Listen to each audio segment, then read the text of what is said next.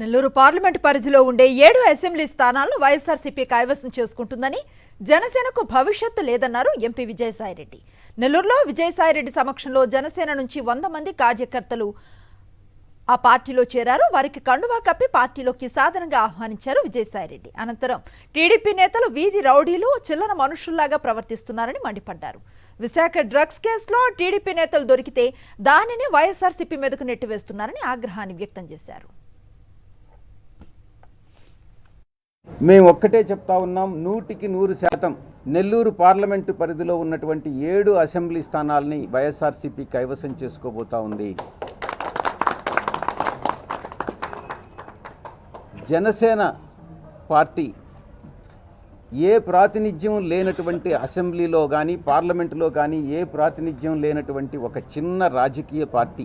ఆ పార్టీకి భవిష్యత్తు లేదు. ఆ పార్టీ వేరే పార్టీలతో అనుసంధానం అయితేనే ఏదో కొంచెం కొద్దో గొప్పో 1-2 సీట్లు వస్తాయన్నటువంటి నమ్మకంతో టీడీపీ, జనసేన, బీజేపీ ఒకటి కావడం జరిగింది. కులతత్వ పార్టీలు, మతతత్వ పార్టీలు ఒకటి కావడం జరిగింది. ఆ పార్టీ నుంచి ఈరోజు 100 మంది చేరటం, నిన్న ఆమ్ ఆద్మీ పార్టీ నుంచి 150 మంది వైఎస్ఆర్ కాంగ్రెస్ పార్టీలో నెల్లూరు జిల్లాలో మాత్రమే చేరడం, ఇవన్నీ కూడా వైఎస్ఆర్ కాంగ్రెస్ పార్టీ రాబోయేటటువంటి ఎన్నికల్లో విజయం సాధించేదానికి సంకేతం అన్నటువంటి విషయం మనకు తెలుస్తూనే ఉంది.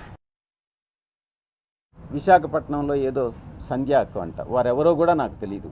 అక్కడ ఏదో సమ్ కంటైనర్లో మాదక ద్రవ్యాలు వచ్చాయట. ఆ మాదక ద్రవ్యాలు వచ్చిన సంగతి కూడా మనకు తెలియదు. ఆ తర్వాత వైఎస్ఆర్ కాంగ్రెస్ పార్టీ మీద, మా నాయకుల మీద, నాపైన, మా నాయకుడి పైన నిందారోపణలు మోపిన తర్వాత ఈ సంగతి ఏంది అని కానీ ఎంక్వైరీ చేస్తే అప్పుడు తెలిసింది. దీంట్లో ఉన్న వెనకనుండేటటువంటి నడిపించిన వ్యక్తులందరూ కూడా ఏ కంపెనీ పేరుతో అయితే ఈ యొక్క మెటీరియల్ వచ్చిందో వాళ్ళందరూ కూడా చంద్రబాబు సామాజిక వర్గానికి చెందినటువంటి వ్యక్తులు, టీడీపీకి చెందినటువంటి వ్యక్తులు మాత్రమే ఈ యొక్క మాదక ద్రవ్యాల వ్యాపారాన్ని చేస్తున్నారు అన్నటువంటిది. ఎదుటి వ్యక్తి మీద బురద తల్లి నిందలు వేరే వాళ్ళ మీద కానీ వేస్తే మేము తప్పించుకోవచ్చు అన్నటువంటి చంద్రబాబు నాయుడు సిద్ధాంతం ఎవ్వరు కూడా నమ్మరు.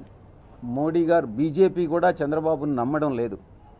ఏదో మొక్కుబడిగా ఏదో అలయన్స్ పెట్టుకున్నారే కానీ బీజేపీకి నిజంగా వారి మీద నమ్మకం లేదు.